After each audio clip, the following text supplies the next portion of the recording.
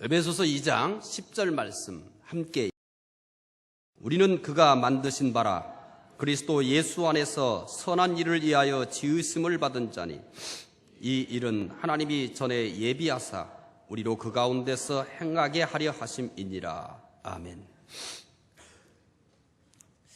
하루는 남편이 아내에게 말했습니다. 당신에게는 그 멍청함과 아름다움이 어떻게 동시에 존재할 수 있는지 이해가 안 돼. 아마 아내가 굉장히 예뻤던 모양입니다. 근데 예뻤는데 조금 남편 보기에는 미련한 부분이 있었던 것 같습니다. 그래서 두고 고민을 한 모양이에요. 어떻게 저렇게 이쁜데 또 멍청할까? 그래서 견디다 못해서 아내에게 물어본 겁니다. 어떻게 그 멍청함과 아름다움이 함께 존재할 수 있느냐? 그렇다고 해서 우리 교회 예쁜 자매들이 멍청하다는 얘기는 아니니까 결국 시험에 들지 마세요. 또 하기야 내가 예쁘다고 생각할 수 있는 사람이 또 많지 않으니까 또 마음이 또 위로가 됩니다. 걱정하지 않고 설교를 하렵니다. 그래, 아내가 이 물음에 대해서 뭐라고 대답했을까요? 아내가 남편에게 말합니다. 제가 설명해 드릴까요? 하나님이 저를 아름답게 만드신 건 당신이 저에게 호감을 가지도록 하신 거고요. 그러니까 아내가 아름다우니까 누가 호감을 갖겠어요? 남편이 당신이 나에게 호감을 갖도록 하나님이 날 이렇게 아름답게 만드셨다고요. 그런데 하나님이 저를 멍청하게 만든 건요, 제가 당신에게 호감을 가질 수 있도록 하기 위해서예요. 그러니까 멍청하지 않으면 남편에 대해서는 호감을 가질 만한 인물이 아니에요. 내가 멍청하기 때문에 당신에게 뭘 갖는다고요? 호감을 갖는 거예요. 그렇게 대답했답니다. 하나님은 세상에 모든 것을 쓰기에 가장 합당하게 만드셨습니다. 하나님은 실수하지 않습니다. 세상의 모든 것이 거기에 꼭 있어야 합니다. 세상의 어떤 것도 거기에 있어서는 안 될 것이 없습니다. 우리가 생각할 때 거기에 왜 있지? 이렇게 생각하지, 하나님께서는 꼭 있어야 할 곳에 모든 피조물들이 있게 만든 것입니다. 모든 피조물들이 있어야 할 곳에서 제 역할을 할 때 세상은 조화롭고 아름답습니다. 하나님의 창조물 중에 최고의 걸작품이 있습니다. 하나님의 창조물 중에 여러분은 무엇이 최고의 걸작품이라고 생각하십니까? 꿈을 주는 높고 푸른 하늘이 하나님의 최고의 걸작품일까요? 때로는 그런 생각이 들어갈 때도 있습니다. 살다가 답답하고 이렇게 숨이 막히면 잠깐 세상에서 눈을 떼서 하늘을 쳐다보느라면 마음이 열리고 또 다시 꿈을 가질 수 있을 때가 있습니다. 아니면 밤하늘을 아름답게 수놓으면서 윙크하는 별들이 하나님의 가장 최대의 걸작품일까요? 혹시 여러분 최근에 밤하늘에 반짝이는 별들을 보셨나요? 요즘은 하늘의 별들을 볼 수 있습니다. 본 일이 없죠? 한번 여러분 좀 새벽이든지 저녁 늦게 하늘을 쳐다보십시오. 여러분을 향해 윙크하는 별들이 굉장히 많습니다. 그 별들을 보느라면 또 그것이 최고의 걸작품처럼 생각될 수도 있습니다. 또 아무리 많아도 사람의 얼굴처럼 각자의 모습을 갖고 있는 산봉우리들이 또 최고의 걸작품일까요? 요즘 산들이 또 이렇게 붉게 물들어갑니다. 물론 저는 직접 산에 가서 붉게 물들어가는 산봉우리들을 보지는 않았습니다. 뉴스를 보거나 신문에 보니까 산이 그렇게 붉게 아름답게 물들어간다고 합니다. 산들은 봉우리가 참 많습니다. 그런데 어느 것 하나 똑같은 봉우리가 없습니다. 마치 사람의 얼굴처럼 말입니다. 이렇게 아름다운 산들이 하나님의 최고의 걸작품일까요? 아니면 언제 보아도 마음을 시원하게 해주는 끝이 없는 듯 펼쳐진 바다일까요? 아니면 마음까지 깨우는 아름다운 소리로 지저귀는 새들일까요? 아니면 노란 물감이나 하얀 물감으로 색칠한 것처럼 곱게 피어있는 국화일까요? 어떤 것이 하나님의 최고의 걸작품이라고 생각합니까? 이 모든 것들이 다 하나님 보시기에 아름다운 하나님의 작품들임에는 틀림이 없습니다. 그러나 이보다 더 멋진 작품이 있습니다. 에베소서 2장 10절 말씀을 읽으시면서 하나님의 최고의 걸작품을 한번 찾아보시기를 바랍니다. 에베소서 2장 10절 말씀 함께 읽어보겠습니다. 우리는 그가 만드신 바라 그리스도 예수 안에서 선한 일을 위하여 지으신 받은 자니 이 일은 하나님이 전에 예비하사 우리로 그 가운데서 행하게 하려 하심이니라. 우리는 어떤 존재라고 합니까? 우리는 그가 만드셨다라고 그렇게 했습니다. 즉 하나님께서 우리를 만드셨다는 것입니다. 우리 성경에서는 그냥 만드셨다라고 그렇게 평이하게 번역을 했습니다. 그러나 킹제임스 버전이나 예루살렘 바이블, 뉴 아메리칸 스탠더드 바이블을 보시면은 다르게 번역되어 있습니다. 작품으로 번역이 되어 있습니다. 그러니까 이렇게 되어 있는 거죠. 우리는 그의 작품이라. 이렇게 번역이 되어 있습니다. 우리 한글 성경에도 공동 번역이나 표준 새 번역, 또 새 성경 등은 이 부분을 작품이라고 그렇게 번역을 해놨습니다. 따라서 본문은 작품이라고 하는 것이 뜻을 더 잘 전달할 것 같습니다. 그런데 우리는 그냥 작품이 아니에요. 하나님의 작품이 어찌 사람만 있겠습니까? 삼라만상 우주 모든 만물들이 다 하나님의 작품입니다. 그런데 사람은 어떤 작품일까요? 창세기 1장 27절 말씀을 읽으면서 하나님은 사람을 어떤 작품으로 만들었는지 살펴보시기 바랍니다. 함께 읽겠습니다. 하나님이 자기 형상 곧 하나님의 형상대로 사람을 창조하시되 남자와 여자를 창조하시고. 아멘. 하나님은 우리를 어떻게 만드셨다고 말합니까? 하나님의 형상대로 만들었다고 합니다. 우리는 하나님의 형상을 지닌 작품이라는 겁니다. 그러니까 하나님의 작품 중 최고의 작품인 이유가 우리 속에는 다른 피조물에게서는 볼 수 없는 하나님의 형상이 들어있습니다. 감히 다른 모든 피조물들이 흉내낼 수 없는 사람만이 가지고 있는 매우 독특한 특성이 바로 우리 가운데는 하나님의 형상이 있다는 것입니다.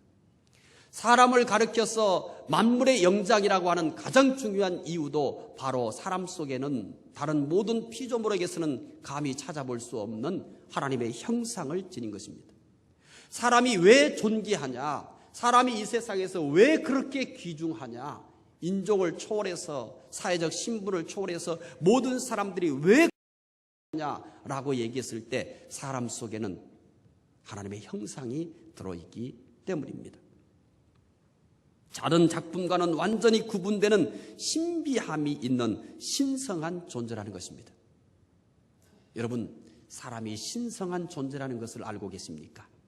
이제 우리는 한 걸음 조금 더 나가서 사람이 어떤 존재인지에 대해서 말할 때 우리는 이렇게 말할 수 있어야 합니다. 사람은 신성한 존재다. 그러니까 혹시라도 사람이 신이란 말인가? 아니요. 사람 속에는 신의 형상이 있기 때문에 신성한 존재라는 것입니다. 다른 것으로서는 사람이 이렇게 존귀한 존재라는 것을 설명할 수가 없습니다. 진화론적으로 설명한다면 사람은 그냥 많은 물질 중에 하나이고 그러다 어떻게 재수 좋게 진화해서 나는 사람이 된 것이고 아직도 진화가 안 된 일부는 원숭이로 남아있는 거예요.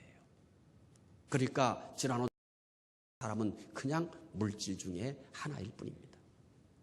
사람에게서 아무리 찾아보려고 해도 진귀한 모습, 사람이 정말 만물의 영장이라는 것을 찾아보려고 해도 진화론적으로는 찾아볼 수가 없습니다. 그저 사람은 물질일 뿐입니다. 그렇지만 성경은 사람을 물질로만 보지 않습니다.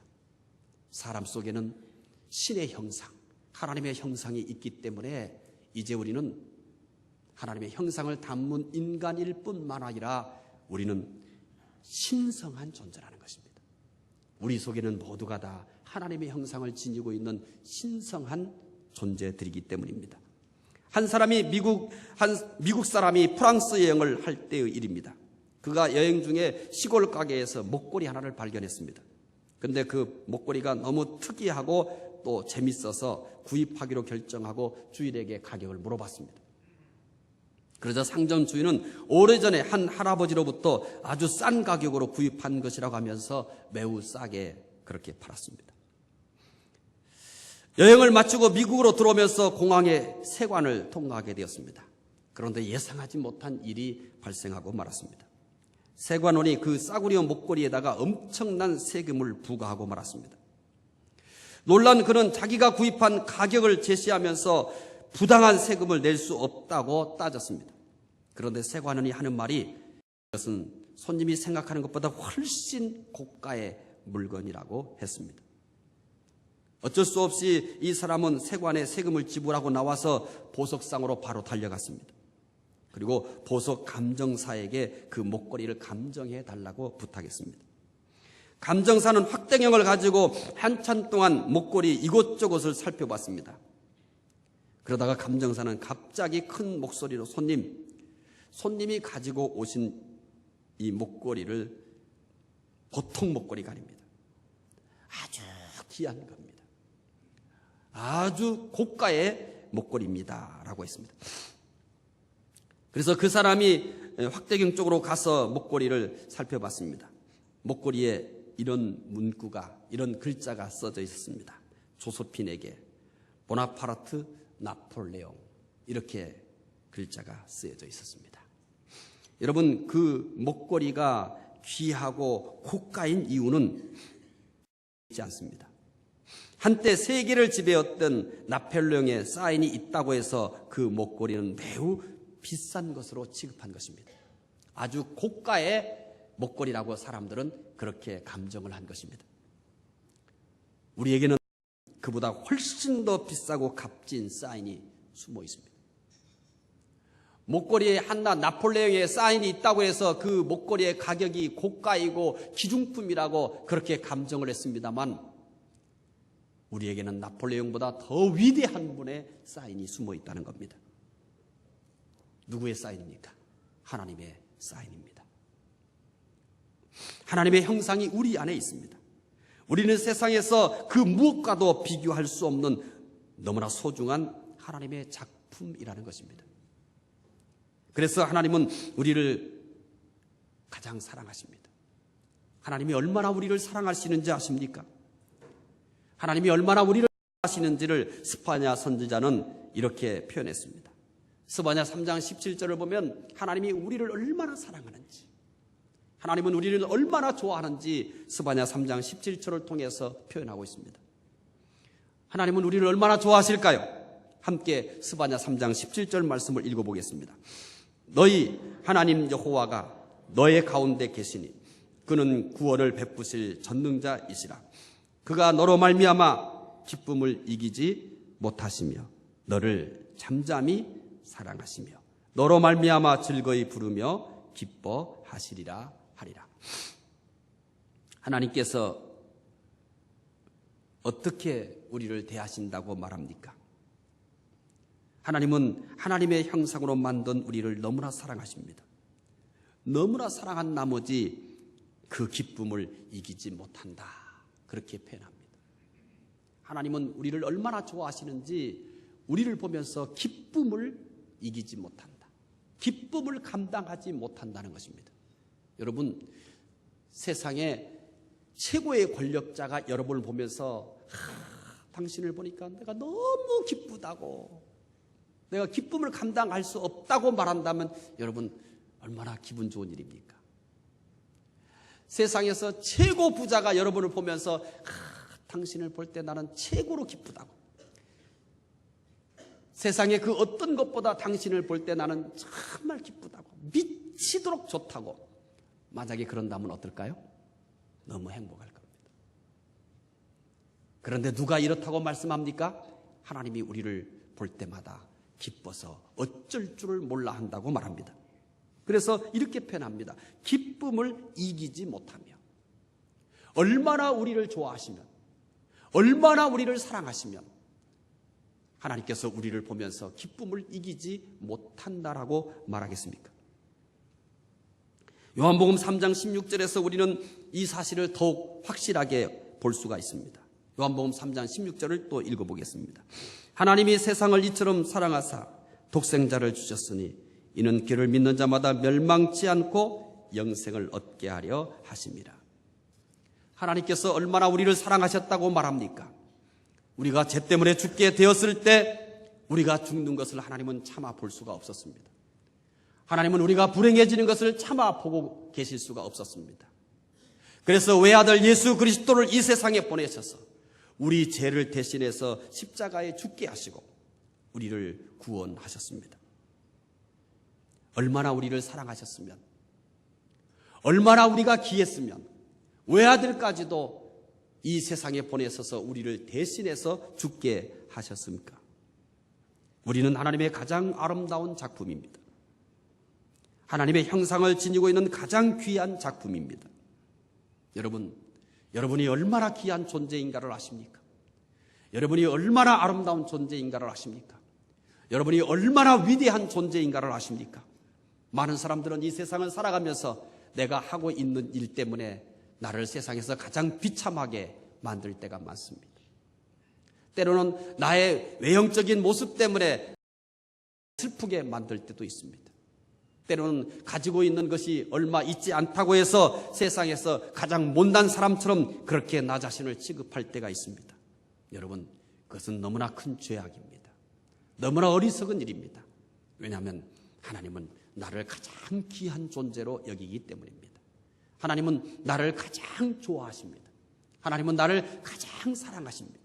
세상의 그 어디에도, 우주의 그 어디에도 우리만큼 아름다운 존재, 우리만큼 귀한 존재는 없는 것입니다. 왜냐하면 우주 만물 속에서 하나님의 형상을 지닌 자는 우리밖에 없기 때문입니다. 여러분, 일이 좀 잘 되지 않아도 너무 불행해하지 마십시오. 사노라면 일이 잘 될 때도 있고 일이 잘 되지 않을 때도 있습니다. 그것이 우리가 세상을 살아가는 법칙입니다. 낮이 있고 저녁이 있듯이 말입니다. 민물이 있고 썰물이 있듯이 말입니다. 세상의 모든 것은 언제나 두 가지가 같이 공존하게 되어 있습니다. 그렇지만 이것이 여러분 자신보다 가치가 있는 것은 아닙니다. 왜냐하면 일이 잘 될 때도 있고 일이 잘 안 될 때도 있는 것입니다. 그것이 우리가 이 세상을 살아가는 현상 중에 하나일 뿐입니다. 때로는 우리가 건강이 부족해서 고통을 겪을 때도 있습니다. 그러나 그것마저도 우리를 불행하게 하지는 않습니다.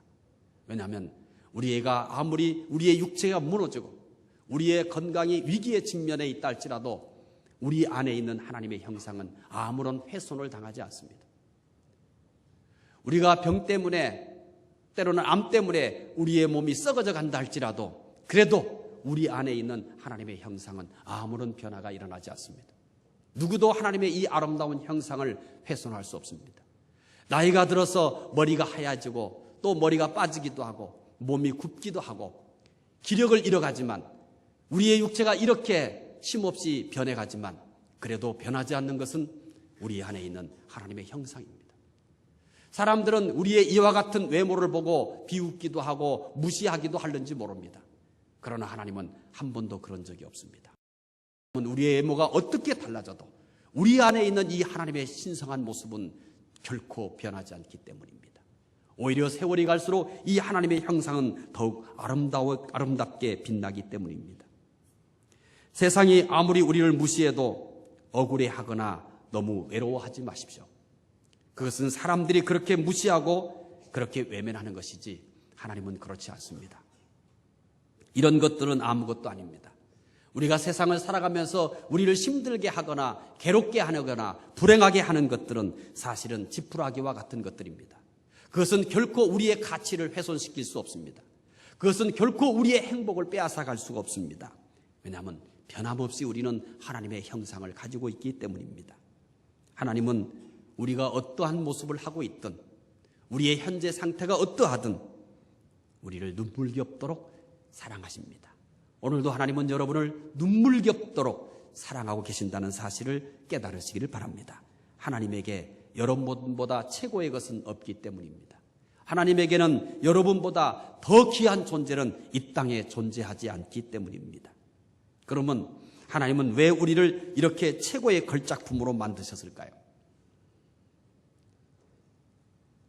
하나님은 왜 우리를 이렇게 최고의 걸작품으로 만들었을까요? 우리 안에 신의 형상이 있도록 왜 이렇게 신비하고 신성한 존재로 만들었을까요?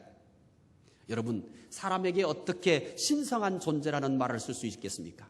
특히나 내가 어떻게 살아온지를 내 자신이 너무나 잘 알지 않습니까? 온갖 죄로 인하여서 더럽혀지고 왜곡되어지고 삐뚤어진 성격들을 가지고 지금까지 살아왔습니다. 그럼에도 불구하고 우리는 너무나 신비하고 신성한 존재입니다. 내 인격과 상관없이, 내가 어떤 일을 했느냐와 상관없이 하나님의 형상은 아무런 해를 받지 않기 때문입니다. 하나님은 왜 이렇게 우리를 아름답게 만들었을까요? 하나님은 왜 우리를 이렇게 신비스러운 존재로 만들었을까요? 거기에는 목적이 있습니다.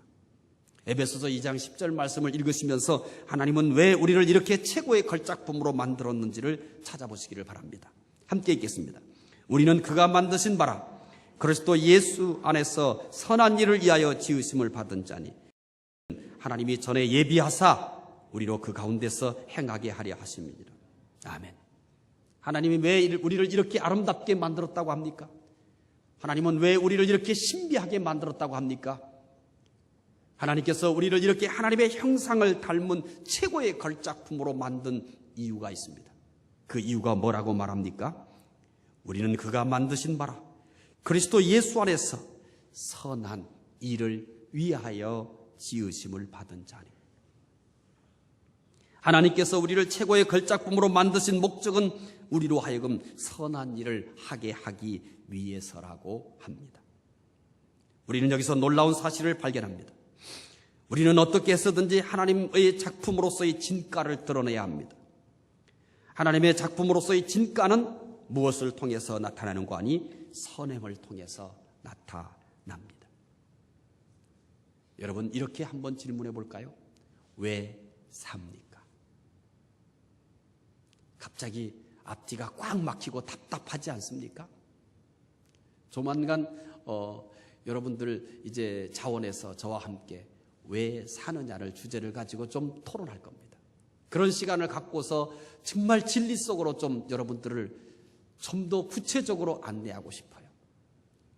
왜 삽니까? 우리가 살아가는 이유 중에 하나가 하나님께서 우리를 만드신 목적에 있습니다. 선한 일을 위하여. 하나님은 우리를 그렇게 아름답게 만들었다고 합니다. 하나님이 우리를 선한 일을 위해 그렇게 만들었어요. 여러분, 우리는 짐승이 아닙니다. 그러니까 잘 먹고 잘 살면 되는 게 아닙니다. 내 배만 배불리며 살면 되는 것이 아닙니다. 내 가족들만 챙기면서 잘 먹고 잘 살면 되는 것이 아닙니다. 그것은 삶의 이유를 모르는 사람들이 하는 것입니다. 그것은 짐승도 할 수 있습니다. 짐승도 자기 배를 배부르려고 합니다. 짐승도 자기 새끼들을 돌보면서 자기 새끼를 잘 먹이려고 합니다. 나의 지금까지의 삶이 짐승과 다른 게 뭐가 있을까요? 나는 짐승과 다른 삶을 살았다고 자신 있게 말할 수 있는 선행들이 무엇입니까?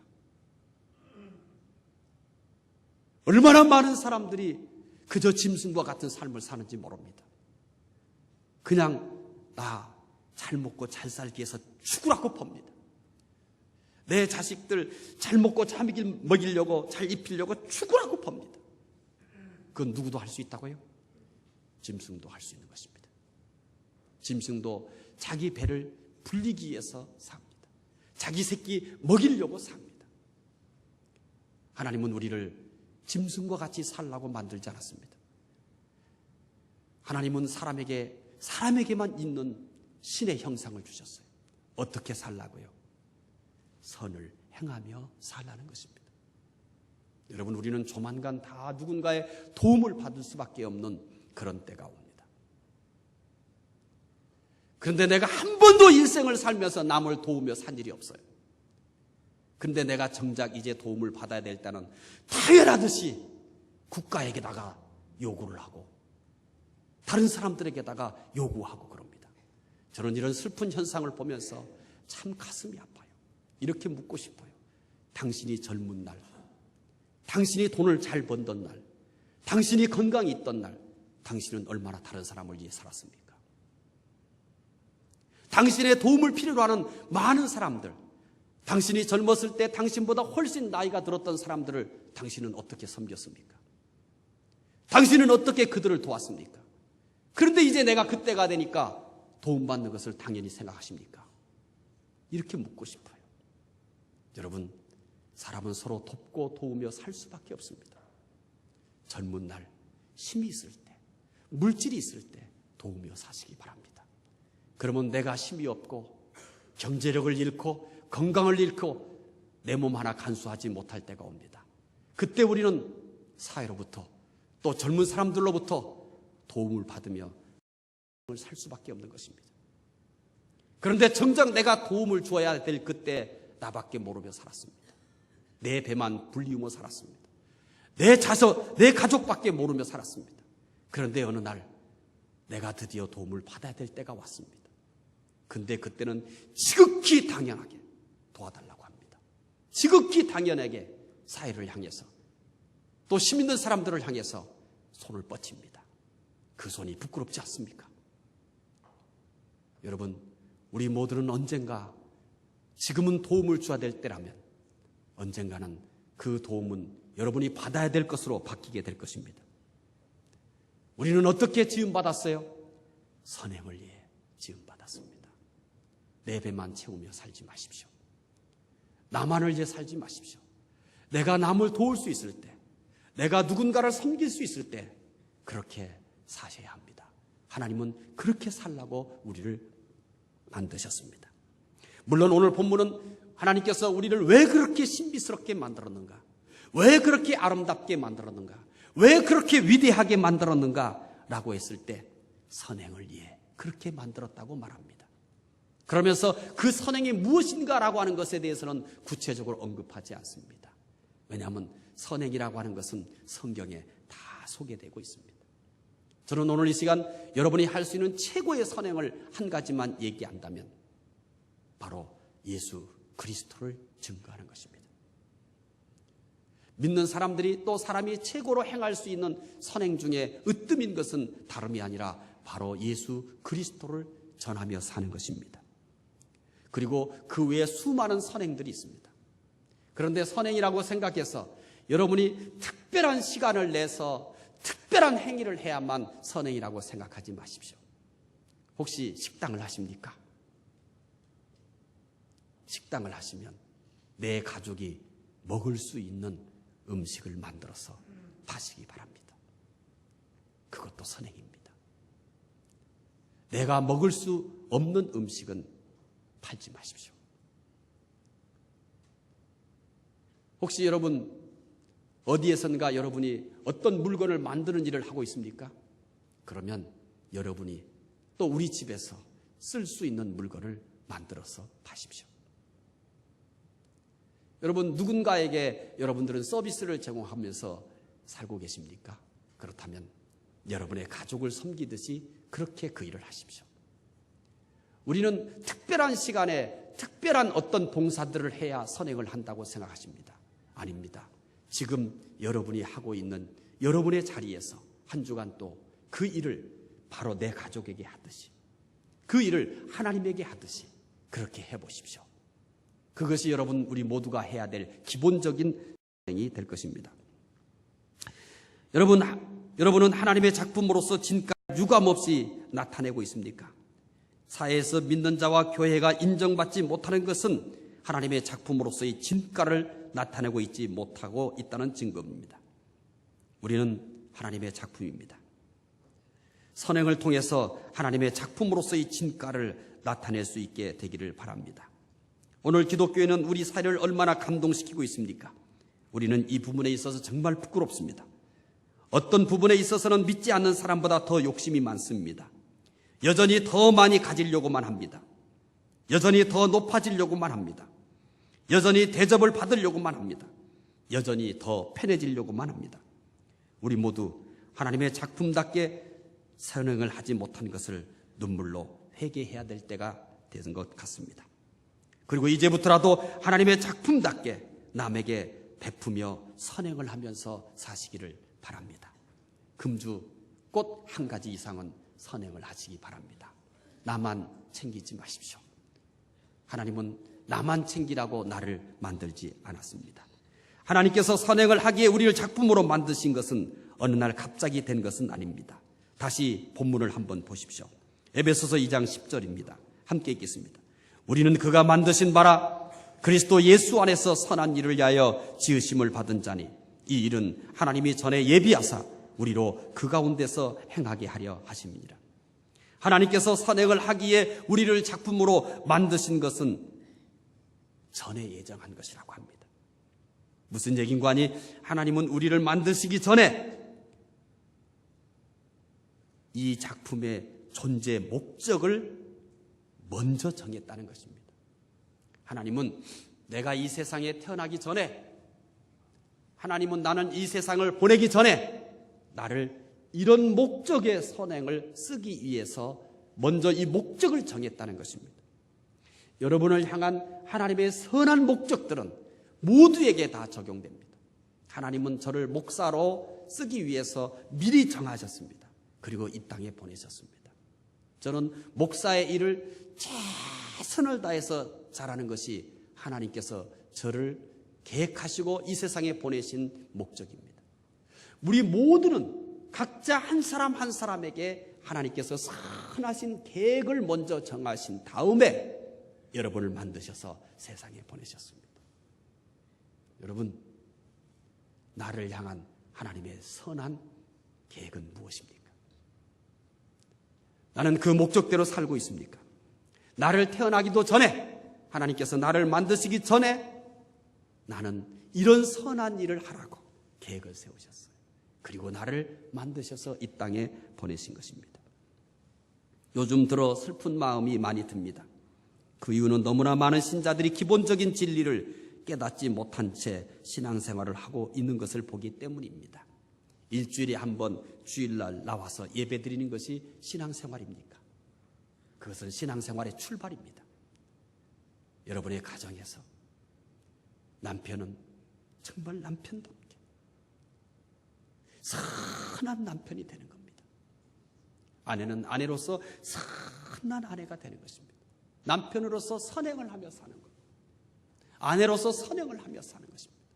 부모로서 부모로서의 선행을 하면서, 자녀는 자녀로서 선행을 하면서, 하나님은 우리가 각자의 주어진 위치에서 선행을 하라고 보내셨기 때문입니다. 하지만 수많은 크리스찬들이 종교에 매여서 삽니다. 삶의 현장 속에서 그리스도가 드러나지 않고 하나님의 걸작품의 모습이 드러나지 않는다는 것입니다. 여러분, 우리 모두 하나님께서 미리 정하신 대로 선행을 통해서 하나님의 위대한 작품의 모습을 나타내며 사시기를 바랍니다. 하나님께서 지금 이때까지 기다리고 계셨습니다. 우리 사회도 이런 우리의 모습을 기대하고 있을 것입니다. 한 주간 하나님의 위대한 걸작품으로서 선행을 하면서 살아가시는 여러분 되시기를 바랍니다.